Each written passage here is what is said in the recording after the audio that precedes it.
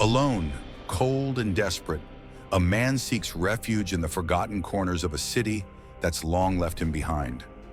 Underneath flickering streetlights and the whispering wind, he finds shelter in a place no one dares to go.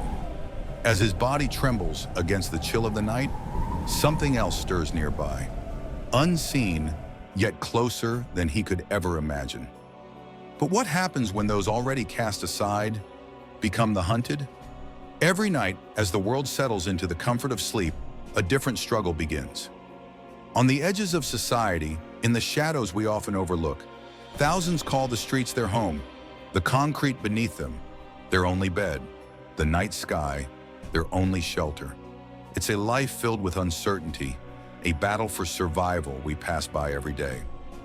But for some, the dangers of the night stretch far beyond the cold or hunger.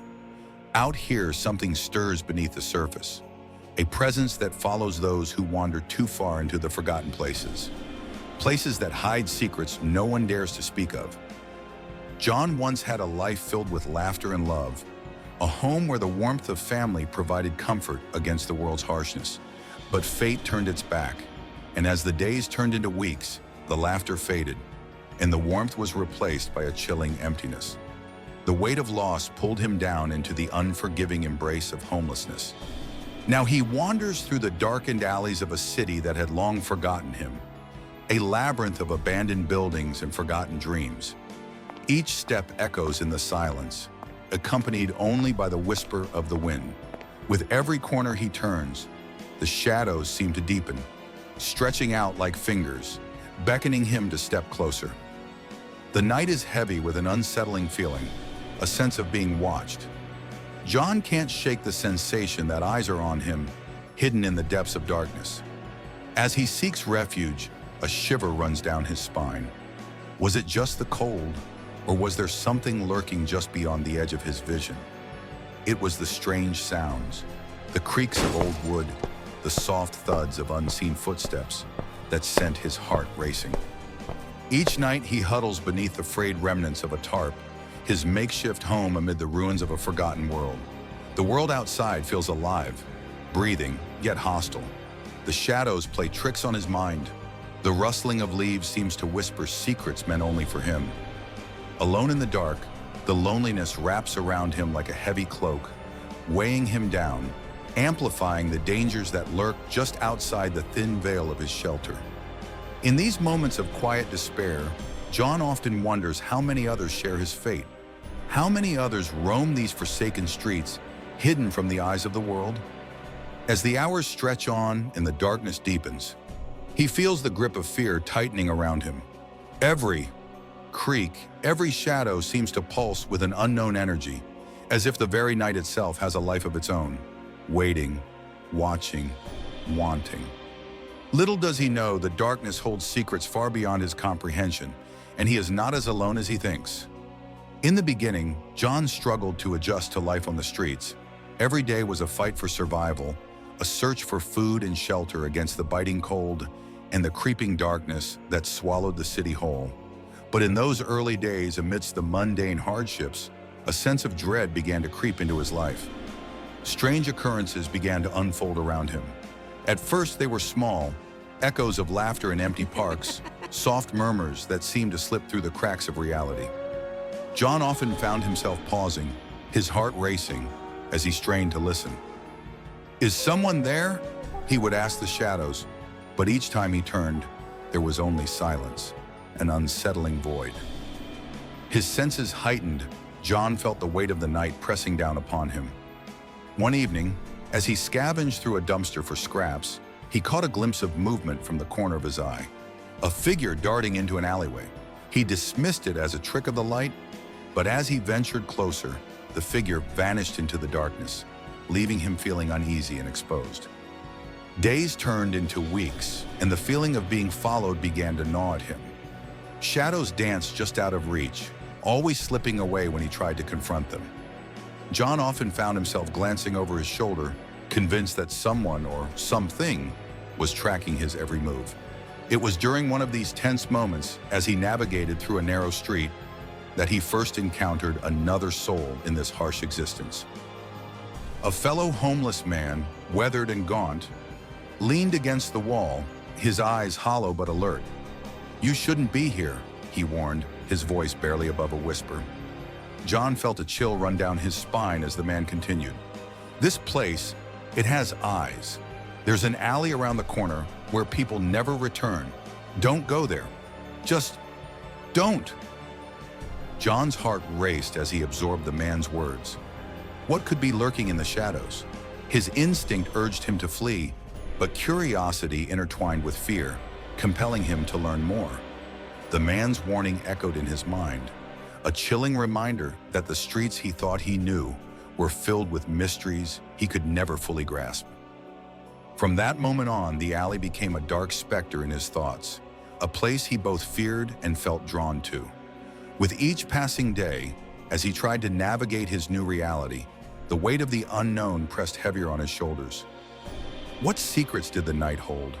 And what awaited him in that ominous alley, shrouded in the whispers of those who vanished?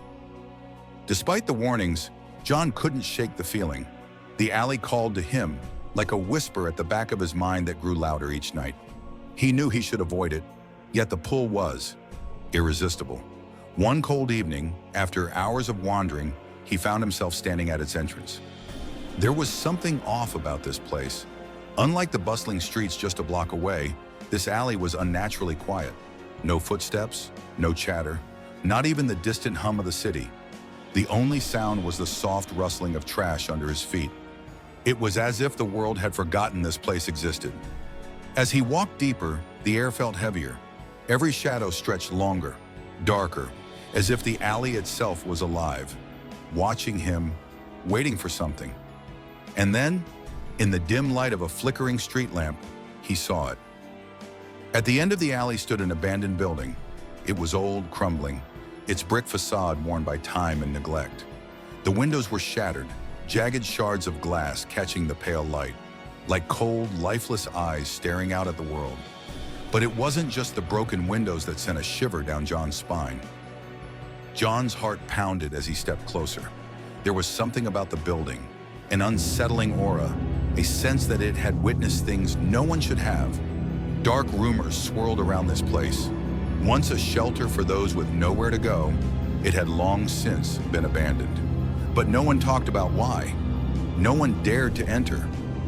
As he approached the front door, the street lamp flickered again, casting long shadows across the entrance. John hesitated for a moment, his pulse quickening. He could feel it now, an unease creeping up his spine. The silence was suffocating. It was as if the alley itself had swallowed all life, all sound. His breathing grew shallow. He reached for the door, the cold metal handle sending a shudder through his body. Slowly he turned it, and the door creaked open with an agonizing groan. The darkness inside seemed to reach out toward him, thick and heavy. It felt wrong, unnatural. But he stepped inside, drawn by something he couldn't quite explain. The room was empty, bare walls, broken furniture, debris scattered across the floor. But the air inside, it was different, stale, thick, like it hadn't been disturbed in years. And yet, there was something else, a presence. John could feel it, lingering just beyond his sight, watching, waiting. Suddenly a noise, a faint scraping sound, like something dragging across the floor. John froze, his heart hammering in his chest. He wasn't alone. His eyes darted around the room, searching for the source, but there was nothing. Nothing except that sound, growing louder, closer. Panicking, John turned toward the door, but as he reached for the handle, something caught his eye. A shadow, moving. Slowly, it crept along the far wall, a shape that didn't belong. It shifted, growing larger, darker, until it stretched across the room, toward him. John's breath caught in his throat. He could feel the weight of it now, bearing down on him. The shadow seemed alive, twisting and curling as if it had a mind of its own. And then, just as quickly as it had appeared, it vanished. The room was still again, but John knew he wasn't alone in that building. Whatever was in that building, it was still watching. It was still there. And John knew he had made a terrible mistake. John's breath was shallow as he stepped further into the crumbling building. The air was thick, suffocating, pressing against his chest. Each step he took seemed to echo too loudly in the empty halls, as if the building itself was listening to his every movement. He wanted to turn back, to run, but something compelled him to press on. He walked through rooms that had long been abandoned to time, furniture overturned, walls marked with the grime of neglect. Yet despite the decay, there was a sense of presence here, as though the building wasn't truly empty, as though the very walls were watching, waiting for him to make the next move. A small sound, like the soft tap of fingers on a table, caught his attention. It was coming from somewhere behind him. He froze, his skin crawling with unease. Slowly he turned, his eyes scanning the dark corners of the room. Nothing, only shadows.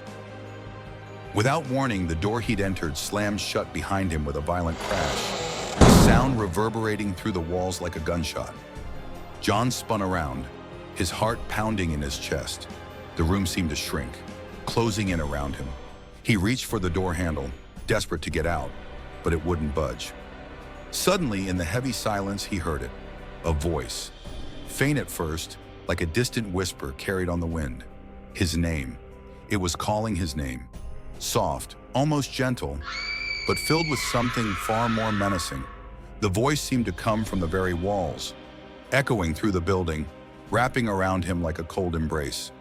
John's blood ran cold. He backed away from the door, his eyes wide, searching for the source of the sound.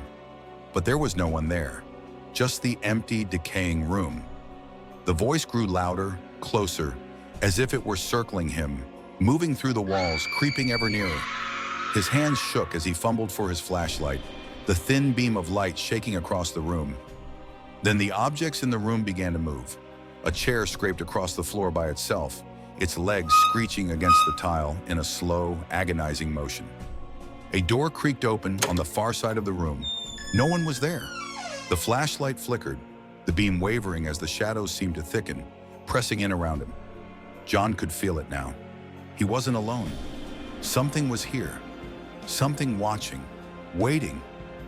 John's breathing quickened as he stumbled back, his mind racing. The room felt colder, the air growing denser. His name echoed again, this time from a dark corner of the room. Slowly, the shadows began to take shape. A figure emerged, a shape just barely human, but twisted, distorted, like a reflection in shattered glass. It stood there, motionless, watching him with hollow eyes. Slowly, it crept toward him, its limbs jerking unnaturally, its face obscured in shadow. John stumbled back, his heart racing, his body frozen in fear. The figure raised an arm, pointing directly at him, its mouth opening to speak, but no words came out. Only a low guttural sound, like a cry from the depths of something far beyond the grave. At that moment, John realized, this was no ordinary place. This was no ordinary spirit. This was something far worse, something ancient, something filled with anger, seeking revenge for the horrors that had unfolded in this forsaken place. It had been waiting, and now it had found him. As the apparition moved toward him, John's mind raced. He had to get out, but the door was still locked, the windows too high to reach. Panic gripped him as the figure inched closer, its presence filling the room with a dark energy that felt suffocating. The whispers returned, louder now, more insistent, calling his name over and over again. With a surge of adrenaline, John turned and ran, tearing through the building's decaying corridors, the figure following him, its presence looming ever closer. The walls seemed to shift and twist as he ran, the building itself warping into something monstrous. He could hear the footsteps, closer, louder, faster, as the figure pursued him through the endless maze of rooms. And then, just as he reached the final door, the cold grip of a hand wrapped around his wrist, pulling him back into the darkness. The last thing he heard was his name, whispered one final time, before everything went black. John had ventured into a place where few had dared to go, and like those before him, he would never be seen again. John's breath came in ragged gasps as he stumbled down the narrow corridor, his mind racing, heart pounding. He could feel the weight of the darkness around him, pressing in from every side. But then, there, just beyond the broken window, he noticed something. A faint glimmer of light, barely visible through the grime-covered glass. He hesitated, his gaze fixed on the corner of the room. Among the debris and scattered papers, something caught his eye. A torn newspaper, yellowed with age, partially buried beneath layers of dust. He stepped closer, every movement slow, deliberate. The silence felt heavier now, as though the building itself was holding its breath. And then he saw it. The headline screamed back at him, the letters bold, stark against the faded paper. Man goes missing in the same alley where he lost his home. His eyes widened, the room tilting as he stared at the photograph beneath the headline. The picture, it was him. The face staring back from the grainy black and white photo.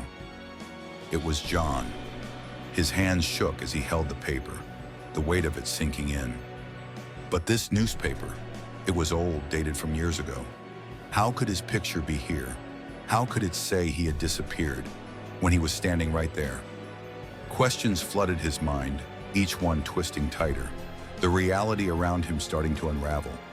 Was this some kind of mistake? A warning? He glanced around the room, his eyes darting toward the shadows, toward the very place where the figure had appeared. And that's when he noticed the walls. They were lined with more newspapers, clippings he hadn't seen before. Headlines that all told the same story. People vanishing. But these weren't strangers. These were people who had been just like him. People who had fallen through the cracks, who had been lost to the streets, who had wandered down this alley and never returned. And then, in the corner of his eye, he saw it again. The figure, standing just beyond the shadows, watching him. Only this time, it was clearer. The shape is more defined. He could see its face now, gaunt, hollow, and hauntingly familiar. Too familiar. It was him. John's knees buckled as the truth slammed into him. This wasn't just some ghost, some lost soul haunting the building. This entity, it was him, or at least it had been. Somehow, some way, he was tied to this place, to this alley. The life he thought he'd been living, the days of wandering through the city, had they even been real? Or had he been here all along, lost in the dark, forgotten like the others? The eerie sound of the whispers grows louder, more insistent, layering over one another, like countless voices overlapping in the background. And now it made sense. The figure hadn't been chasing him. It had been trying to show him the truth. He hadn't stumbled into this building by chance. He hadn't ignored the warnings. He had always belonged here. His past, his fate, it was intertwined with this place, with these walls, with the endless loop of lives that had been consumed by the alley. As John stood frozen in place, the figure moved toward him, its outstretched hand reaching for his. And in that moment, he understood. He was just another part of the story now, another face in the shadows, another name on the walls, another soul trapped in the alley, where no one ever truly escapes. And so the story ends, or does it? John disappeared into the shadows, leaving behind only questions and whispers. But this isn't just a tale locked within the walls of a forgotten alley. It's a reminder that there are places, even in the heart of the cities we call home, where the lost remain hidden, where the stories go untold, and where something far stranger might be happening just beyond the edge of what we can see. What do you think really happened to John? Is there an explanation, or does the unknown linger in every shadow, waiting for the next wanderer? Could this happen in your city, on streets you pass every day? Have you ever felt like something was watching you, just out of sight? We want to hear your thoughts. Share what you think in the comments below. And if you've ever had an experience that left you questioning reality, don't hesitate to tell us. Your story could be the next one we explore. Could you be the next to walk into the unknown?